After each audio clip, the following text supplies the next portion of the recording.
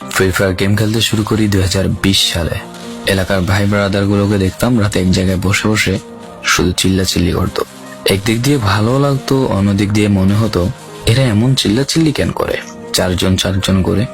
তারপর তাদের কথা মতো তাদের মতোই শুরু করি ফ্রি ফায়ার গেম।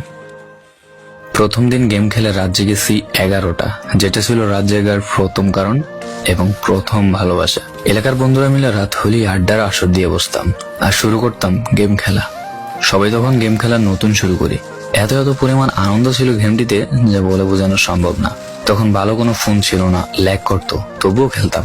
আব্বু আম্মুর কি পরিমাণ বকাঝকা খেয়েছি সেটা বলা বাহুল্য।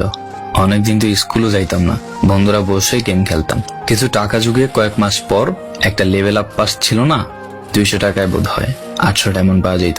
তো সেখান থেকে 800 ডায়মন্ড থেকে একটা অলগ ক্যারেক্টার নিই। আর সেই অলগ ক্যারেক্টার ছিল তখনকার সময়ের সবচেয়ে দামি ক্যারেক্টার। তখনকার দামি প্লেয়ার মনে হতো নিজেকে। আবার গেমের ভিতর অনেকের সাথে বন্ধুত্ব পর্যন্ত হয়ে গিয়েছিল। গেমের ভিতরে বন্ধুত্ব হলেও বাস্তব ছিল বন্ধুত্বগুলো।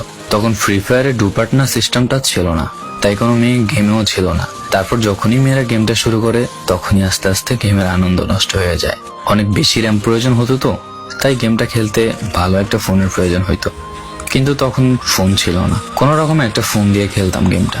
ভাবতাম একটা ভালো ফোন হইলে গেমটা আরো সুন্দর করে খেলতে পারতাম, ল্যাগ করতো না ইত্যাদি। কত আনন্দই না ছিল তখন।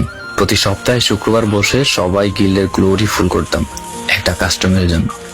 পরের দিন সবাই মিলে আনন্দ নিয়ে একটা একটা করে কাস্টম খেলতাম। আমার জীবনের প্রথম 3 বছরের ভালোবাসা। কোনো মেয়ের জন্য আমি গেমটাকে কখনো ইগনোর করি নাই। যখন মন খারাপ থাকতো গেমটা খেলতাম একা একা। একটা ভয় পাইলেই তৎক্ষণাৎ মন ভালো হয়ে যাইতো, মুখে সব সময় একটা মৃদু হাসি থাকতো।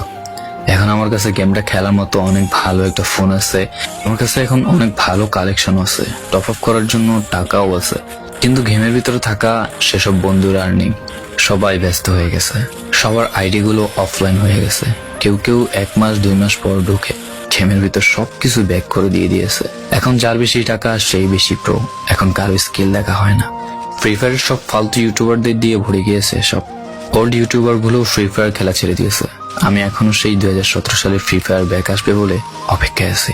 এই পুরো ভিডিওটা স্কিপ করতে আপনার ইচ্ছে করছে না, কোনো এক কারণে আপনাকে এই ভিডিওটা দেখতে বাধ্য করে রেখেছে। জি জনাব, তুমি সেই ছেলে যে তার পুরো আবেগ দিয়ে গেমটা খেলেছো।